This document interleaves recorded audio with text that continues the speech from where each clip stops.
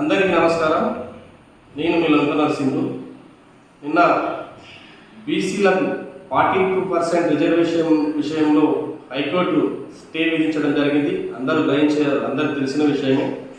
అయితే బీసీల యొక్క రాజ్యాధికారం కోసం కాంగ్రెస్ పార్టీ చేసిన కృషి అంతా ఇంత కాదు. దాన్ని అందరూ కూడా గ్రహించారు.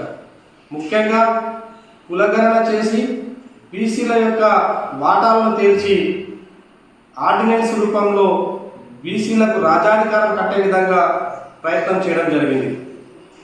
ఆర్డినెన్స్ను అనుమతించకుండా వాళ్ళు చేసిన కుట్రలు, ఎవరెన్ని చేసిన కుట్రలు గ్రహించారు.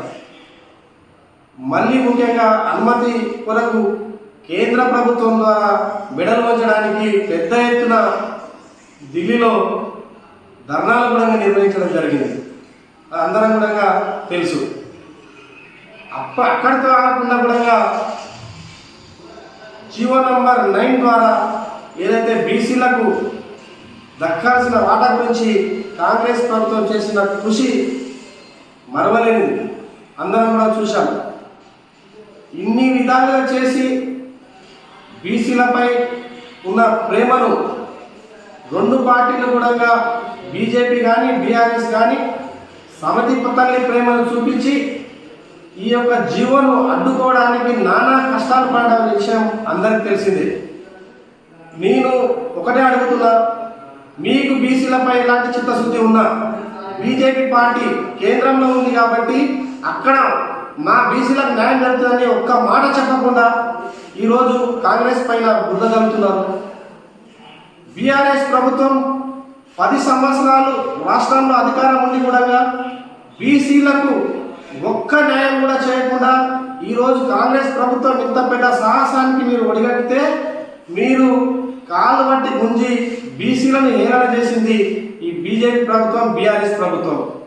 ముఖ్యంగా ఈ యొక్క 49 జీవో విషయంలో 42% జీవో విషయంలో మీకు ఎలాంటి బీసీలపై ప్రేమ ఉంటే బీజేపీ కానీ బీఆర్ఎస్ కానీ ఈ కేసులో ఇంప్లీడ్ అయి ఉంటే మేము నిజంగానే అనుకుంటున్నాం. కానీ మీరు ఇంప్లీడ్ అవ్వకుండా బీసీలకు అది చేస్తాం, ఇది చేస్తాం, అట్లా చేసేది ఉందే, ఇట్లా చేసేది ఉందే, అది చేసేది ఉంది అంటే తప్ప మీరు చేసింది ఏమీ లేదు.